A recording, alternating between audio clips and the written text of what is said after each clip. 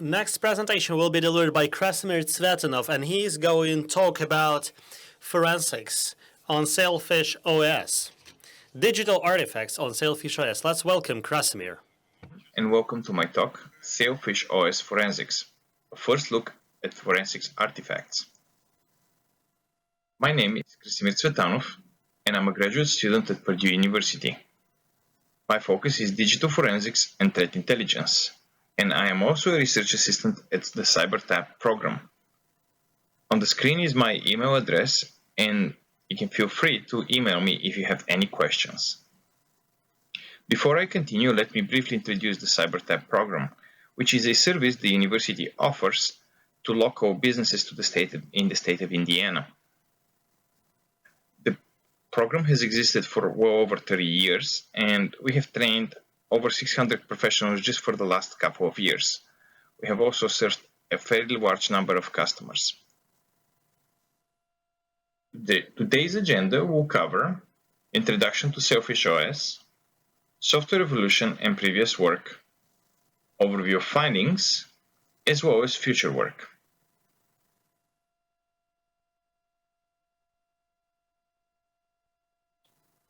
SailfishOS is a relatively new mobile phone operating system based on the Linux kernel, which is developed by AuroraOS, which was founded by ex-Nokia employees. It is primarily designed for embedded devices such as smartphones, smartwatches, tablets, and IoT devices. What you're observing on the right is a concept smartwatch which never went into production, but they claim that this design concept was created in 1 month only. Their latest round of funding was in 2016 for $12 million, but they also have a significant amount of private funding. However, this amount is not publicly available. They also operate in an OEM schema where in different countries they are branded by different providers. In Russia, it is branded as AuroraOS, and the main driver appears to be the need for independence from the US-based Android and iOS. One magazine reported that the Russian government plans to deploy some 8 million units by the end of 2021. Curious if this project is still on and how it's going.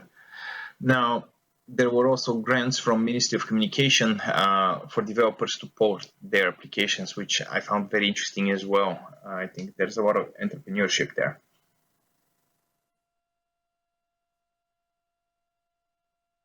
The operating system has gone through a number of transformations. It has a long evolution.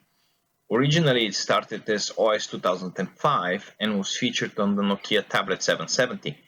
Then later it became MIMO on the Nokia N900, and for the Nokia N9 it was renamed to MIGO. But this was also a merger between MIMO and Moblin, which was the Intel operating system. Then around the time Nokia was acquired and they decided to not continue the project, they outsourced it as the MER project, which has very marine theme. You notice later also the name Nemo and so on. And now in its latest iteration, it's called SailfishOS, which again is a fish. And in Aurora, it's branded as AuroraOS.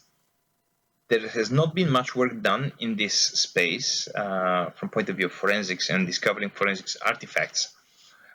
There's some work on previous platforms. As a matter of fact, one of them was done by a student in the same program I am currently at.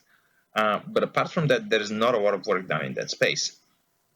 The only work I found in particular on Sailfish was posted to Forensic Focus in 2016, and it addressed one of the feature phones that Hoya was offering originally. They no longer offer hardware, but at the time they had a feature phone. So the researchers were able to acquire an image from the feature phone and were able to do some basic analysis. However, the software that they used at the time was not able to properly parse what was on the file system. It could see the Linux file system, but then it couldn't understand all the contents like call logs, text messages, and so on.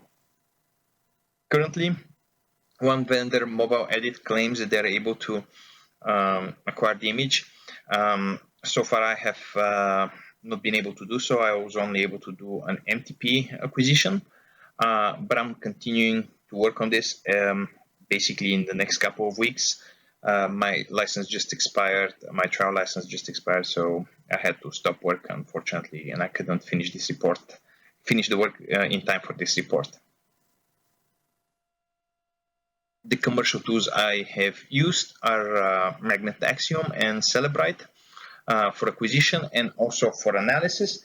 And I also use Autopsy for analysis. None of those were able to properly parse the file system or actually extract artifacts like call logs and so on.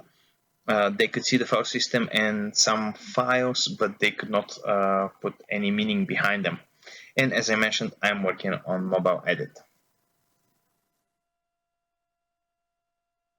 While the commercial tools did not do very well, Twerp indeed was able to deliver, however, not without setbacks.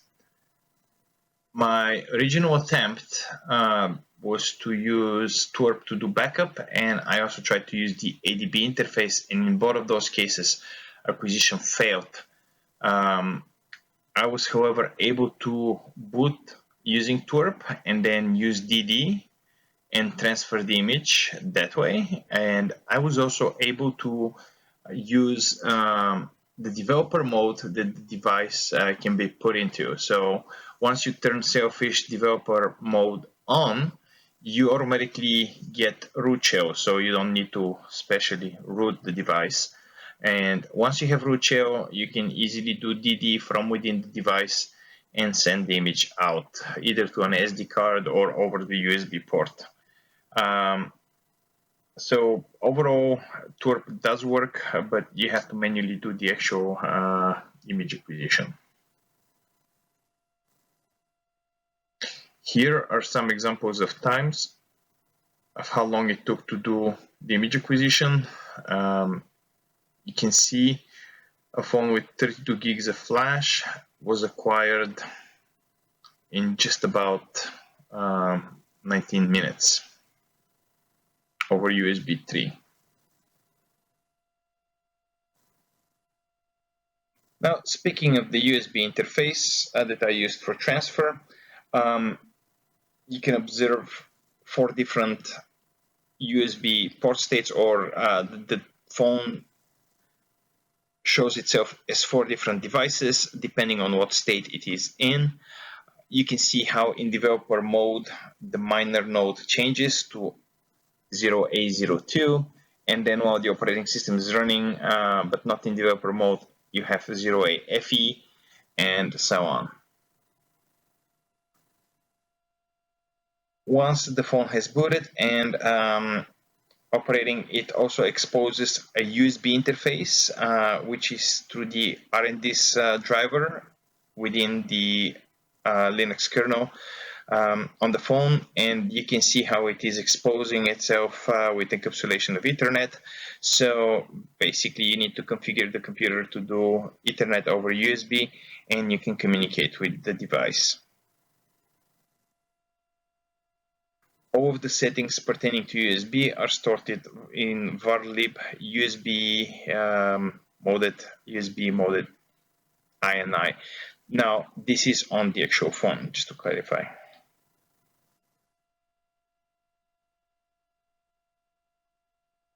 The wireless interfaces are several. All the Wi-Fi configuration is stored in home system in the following path.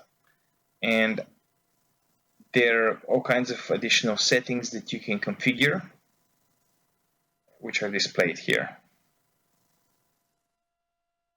Also, a file of interest is the Wi-Fi history file, where you can find information of Wi-Fi networks that have been configured on the device.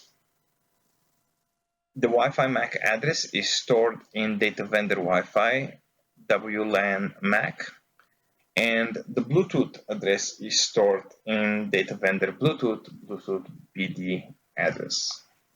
GPRS data is stored in this particular file. You can see how the configuration looks like.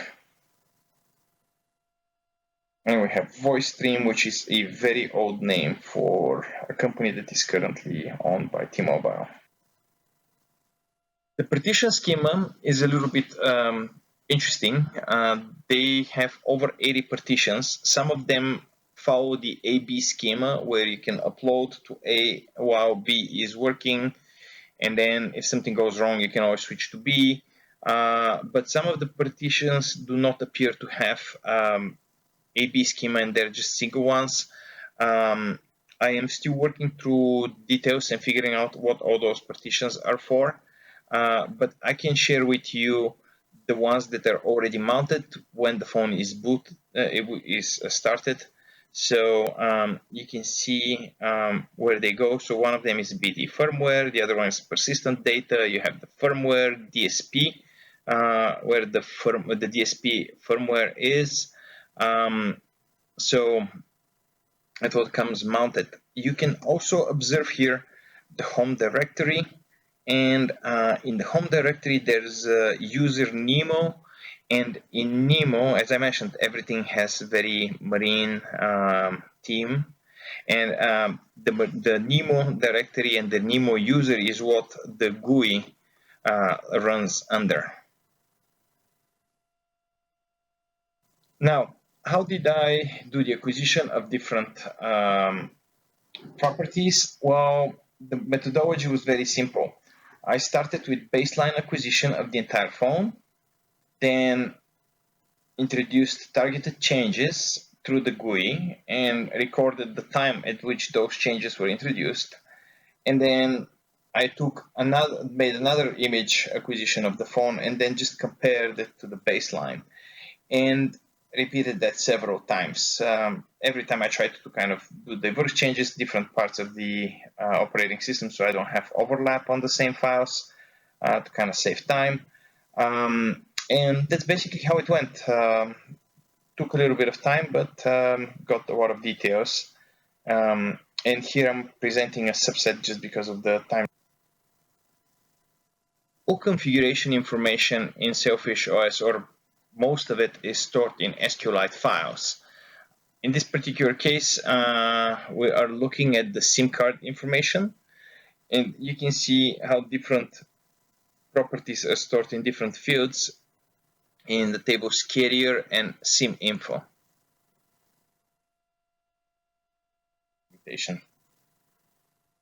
Now, speaking of configuration, as I mentioned earlier, everything is in SQLite databases. Here, this one in particular is ComHistoryDB, which stores information about the calls and text messages. Here, the first column type shows the type of message or the type of record, if it is a phone call or if it is an SMS message. It also shows start and end time. Now, mind all times are in Unix epoch format. It also shows you the direction, 1 for incoming, 2 for outgoing, and obviously the content of the text message. You can also see the ICC ID, which is the SIM card serial number, in the event properties table. There are also other fields in the ComHistory events table, which are pretty self-explanatory. Is draft, is read, is emergency call, is deleted. Now, there's some peculiarities around the deleted flag, which I'm currently investigating, because it appears that messages that are deleted do not seem to be setting this flag on. But as I said, this is still work in progress. The user accounts are stored in accounts.db, and you can find them in the settings, accounts, and services. The services table describes all the different services. Those are dynamically configurable, so you can have additional ones added. and then the accounts are connected to those, as well as you can see in the settings, you also have some redirection to those services. So it's pretty, it looks like it's designed in a pretty flexible way, so it's fairly easy to add services and accounts for them. Have an example here of an account name. This is the service provider.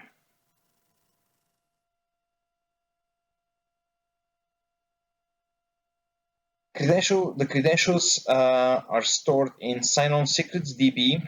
Here you can see an example of an encrypted password. Yes, it is my name. Perfect for testing. Not very good if you use it day to day, which I don't. At least not this unit. I actually, just to share, I really like the operating system itself, so I actually have 2 phones of this.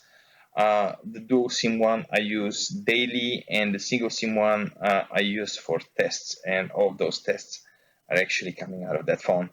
But going back to the talk, so here we have sign-on secrets DB, which has the credentials, and then you also have tokens which are stored in the store table.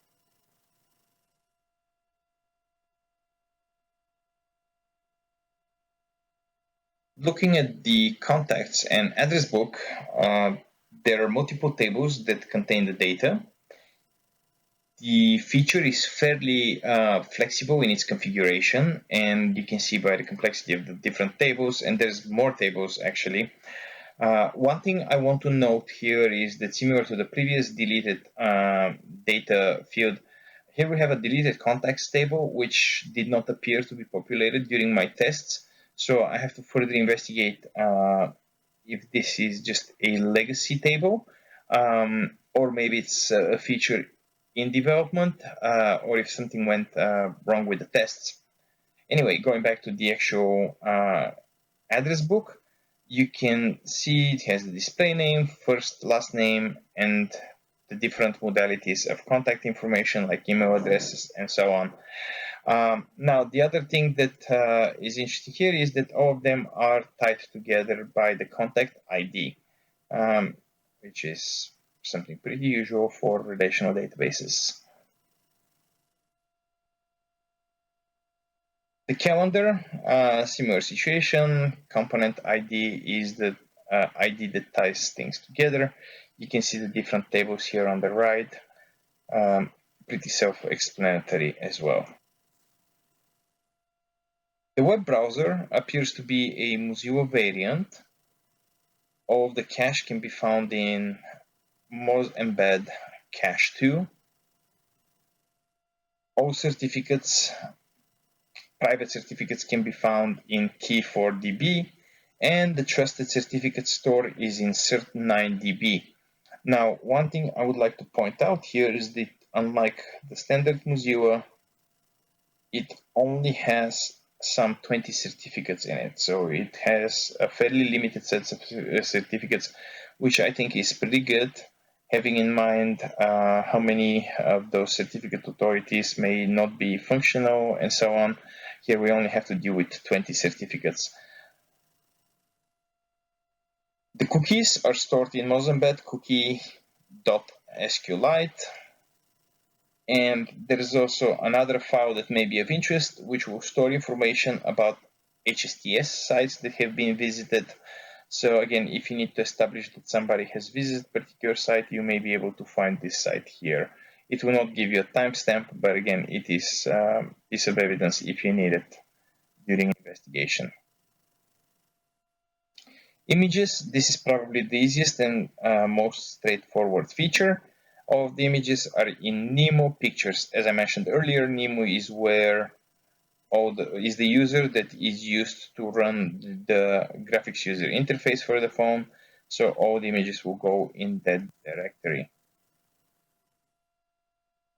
Now, as I mentioned earlier, the device I used is a Sony Xperia XA. With 32 gig of flash. I mentioned earlier 16, so I apologize. That's 32 gigs of flash, and it is 4G LTE capable, and this is a single SIM phone. They also have a dual SIM phone, as I mentioned earlier.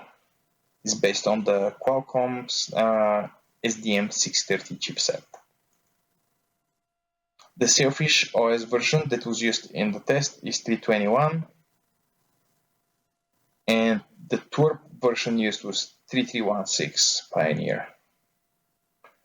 The workstation that acquired it, and so on. So, future work, I'm looking at additional artifacts. I have many of them mapped. I just haven't done additional research to kind of ensure that they really are what they are. I am also very interested in looking at AuroraOS and seeing if it is different and what the differences are from Sailfish. Apart from Sirdek, probably there won't be many, but again, this is something I would like to explore. So if you have an available device that you want to send me for some research, you're more than welcome to do so. But apart from that, there's also the phone supports an Android application engine, which is one of the things I will be looking at probably starting in January. And I'm also interested in basically going pretty much in depth and mapping the entire phone so that hopefully one of the vendors can write a good forensic product that acquires this phone. Let me know if you have any questions or particular feature requests or things that you're interested to see if I can find on that phone. You can email me at krassi@purdue.edu. In a brief summary, we looked through what SailfishOS is about, how the software evolved, and what previous work on forensics acquisition and forensics artifacts was done.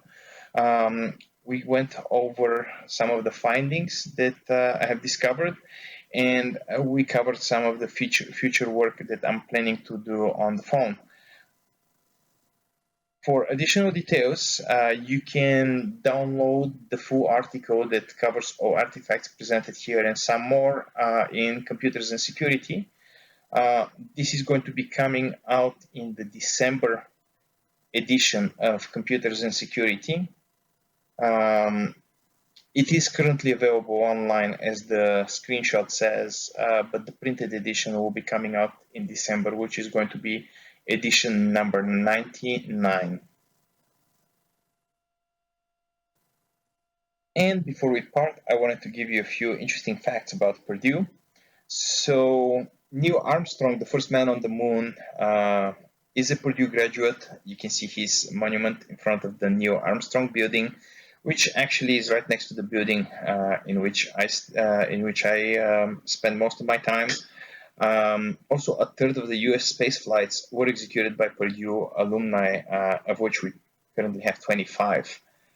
On the education side, Purdue has had the first computer science department in U.S. history.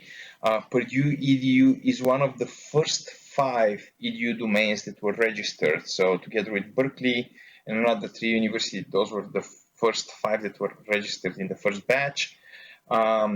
And the school has not increased its tuition for the last 9 years, which is pretty good. We're also hosting the number 2 cybersecurity program, the number 2 ranked cybersecurity program.